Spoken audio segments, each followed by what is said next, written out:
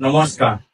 অহা 16 জুলাই তাৰিখে নিখিল ভাৰত কংগ্ৰেছ কমিটিৰ সভাপতি শ্ৰীযুত মল্লিকাৰ্জুন খাৰ্গে ডাঙৰীয়া আৰু লোকসভাৰ আমাৰ বিৰোধী দলৰ দলপতি ৰাহুল গান্ধী ডাঙৰীয়া অসমলৈ আহে। অসমত আহি তেওঁলোকে আমাৰ জিলা কংগ্ৰেছ, ব্লক কংগ্ৰেছ আৰু মণ্ডল কংগ্ৰেছৰ লগত মত বিনিময় কৰোঁ। এটা ঐতিহাসিক সময় য'ত অসমৰ প্ৰত্যেক মণ্ডল সভাপতি আমাৰ দলৰ নেতৃত্বৰ লগত নিজৰ কথাবোৰ ক'বলৈ আৰু তেওঁলোকৰ কথা শুনিবলৈ এটা সুযোগ পাইছে।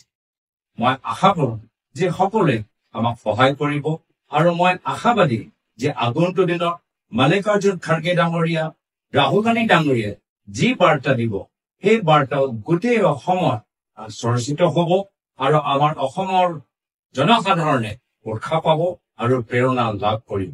নমস্কাৰ, ধন্যবাদ।